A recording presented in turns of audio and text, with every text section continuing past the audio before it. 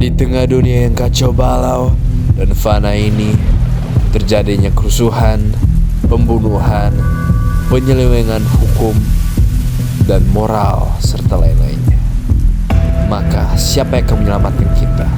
Maka titisan Pandawa 5 bocah dari latar belakang dan agama yang berbeda-beda bersatu untuk menghadirkan komunitas Shalom, menginspirasi dan menginovasi masyarakat. Kami B5 bukan proyek penguatan profil Pancasila, tetapi kami adalah Pandawa 5. Kami adalah anak bangsa yang berinovatif, menginspirasi, dan memberikan berita yang aktual, jenaka, dan memberi harapan kepada penonton dan pemirsa sekalian. Kami bukan anak biasa, tetapi kami adalah anak-anak yang memiliki visi dan misi yang luar biasa.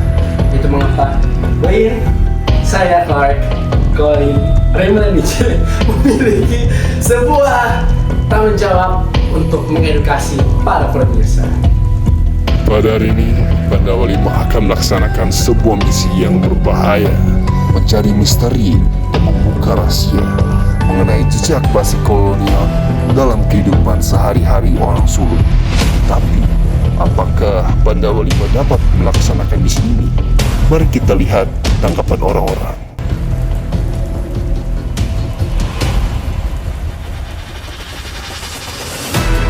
Pandawa 5 pasti bisa. Pandawa 5 pasti bisa. Pandawa 5 pasti bisa. Pandawa 5 pasti bisa. Pandawa 5 pasti bisa. Pandawa 5 pasti bisa. Pandawa 5 pasti bisa. Kalian dengar itu teman-teman? Kalau begitu, mari kita melaksanakan misi kita dan tidak mengecewakan para pendukung kita. Pandawa 5. Kalau dilihat-lihat, Sulawesi Utara adalah daerah yang masih kental dengan pengaruh bangsa-bangsa Eropa yang pernah datang. Pengaruh itu bukan hanya terlihat dari fisik orang-orangnya yang banyak berkulit putih dan memiliki struktur wajah yang sedikit berbeda dengan orang Indonesia pada umumnya, tetapi juga pada bahasanya. Karena banyak kata-kata yang sering digunakan orang Minahasa atau Sulawesi Utara dalam berbicara ternyata adalah bahasa serapan dari bangsa-bangsa Eropa yang pernah datang. Misalnya oma, opa, tante om, forok, leper, mener, mem, gereja, basmengken, dan lain-lainnya. Beruntungnya, kami sudah bersama narasumber-narasumber yang memiliki pengalaman langsung soal ini. Pasti bakal ada banyak cerita unik yang mungkin belum pernah teman-teman dengar. Makin penasaran? Maka jangan kemana-mana, karena kita akan memulaikan misi kita sekarang. Oke teman-teman, sekarang kita akan mewawancari seorang orang solder yang sukses. Jadi itu adalah salah satu orang solder yang sangat sukses ya. Mari kita bertemu dengan Bapak Hens ya. Inilah Bapak Hens. Selamat pagi Pak Hens. Selamat pagi. Baik Pak. Jadi kalau didengar-dengar Bapak itu orang solder ya? Iya. Sebenarnya agak gimana kalau mengaku orang Sunda karena udah itu kan berat. Ya, tapi sebenarnya lahir di Tomohon. Tinggal di Tomohonnya memang benar kita bertiga itu pas SD. Cuma 2 tahunan. Jadi ya, boleh lah. Tapi itu di masa-masa di mana ini kan.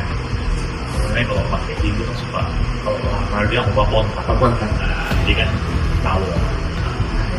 Jadi kalau bisa dibilang kalau bisa orang-orang gunung ya, misalnya istilah-istilah dari bahasa asing masih banyak. Contoh kalau banyak. Kalau Tomohon, kuda itu kan kawayo, tapi Spanyol juga kuda itu kawayo. Terus capatu kan? Capatu itu bahasa Spanyol.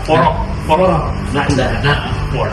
Jadi kami dari Pandawa 5 ingin mewawancarai Bapak Hens mengenai pengaruh bahasa kolonial di Sulawesi Utara ini, terutama dari daerah Bapak kan sendiri daerah gunung ya. Baik, teman-teman, kita akan mulai sekarang. Berdasarkan wawancara kami dengan Pak Hens, Bahasa asing yang paling berpengaruh di Sulawesi Utara adalah Portugis, Belanda, dan Spanyol.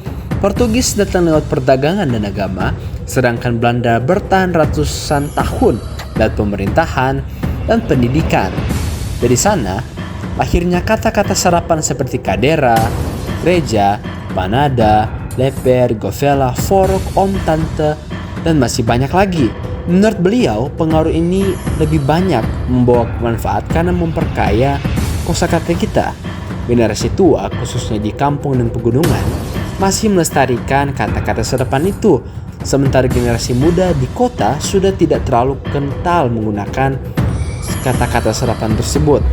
Menariknya, banyak kata asing di Minahasa diubah pengucapannya agar lebih sesuai lidah lokal, hingga diwariskan turun-temurun dan dianggap sebagai kata asli dari bahasa Minahasa sendiri.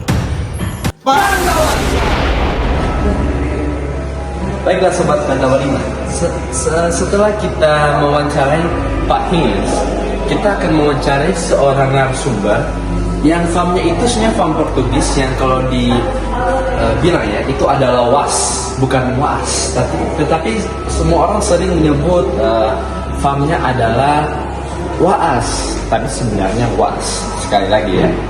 Jadi teman-teman, sobat-sobat Pandawa 5, mari kita bertemu dengan Bapak Denny Was, atau lebih dikenal dengan Bapak Denny Was ya.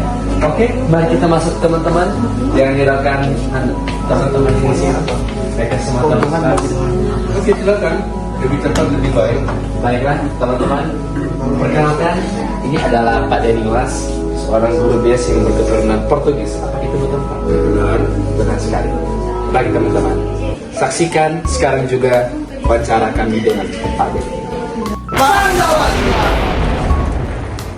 Baiklah Sobat Pandawa 5, kita akan menanyakan 2 pertanyaan saja kepada Bapak Denny Was ya. Baiklah, jadi pertanyaan itu menurut Pak Denny, apakah pengaruh bahasa asing ya, ini membawa pengaruh baik atau pengaruh yang buruk menurut Bapak? Oke, pada prinsipnya bahasa asing ya, dalam hal ini bahasa Belanda, Portugis dan Spanyol itu membawa pengaruh yang baik. Karena apa? Membuat akhirnya kosakata bahasa Manado itu menjadi lebih banyak, lebih kaya, begitu.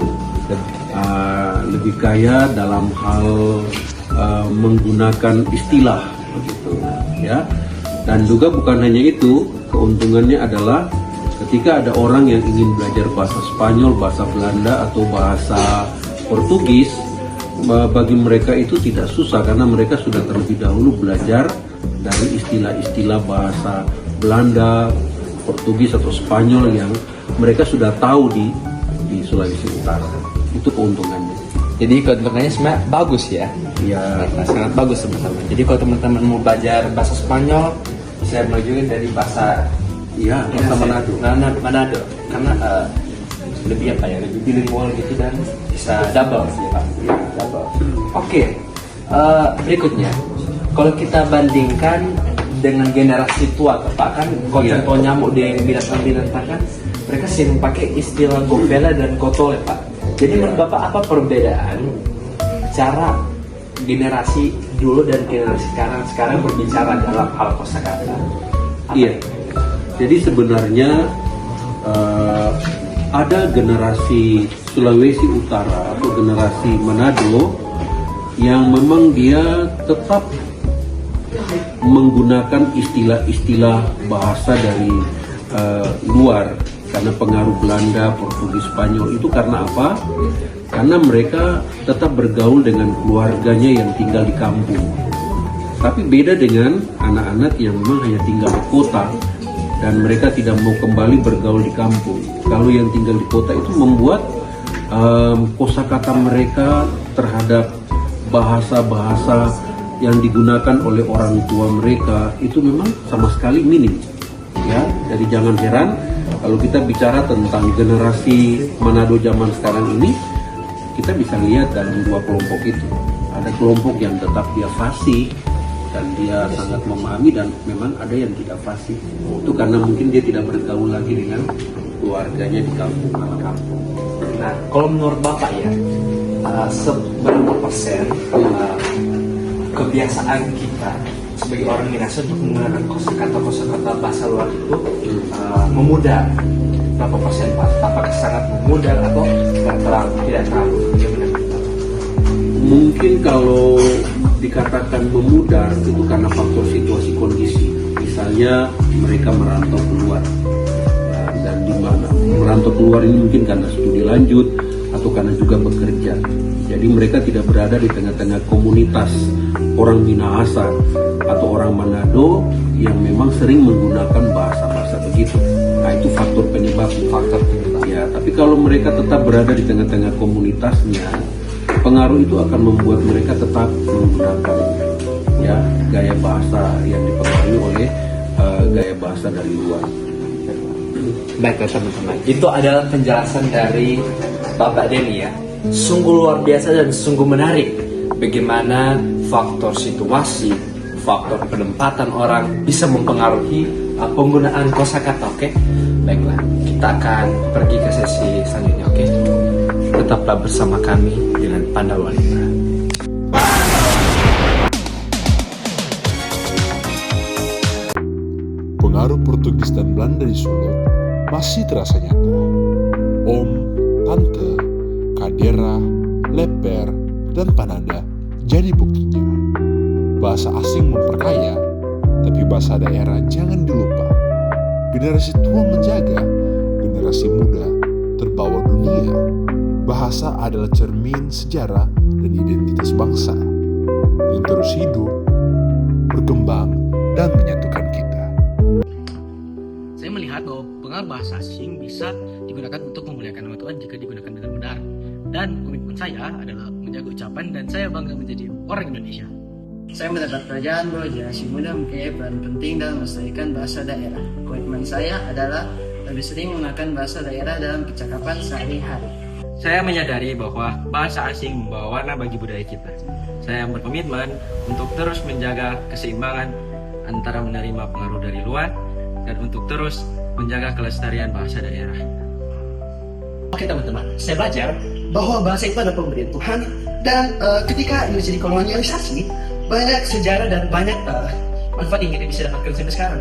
Itu mengapa saya berkomitmen untuk menggunakan bahasa saya dengan bijak dan untuk pemulihan dan nama Tuhan.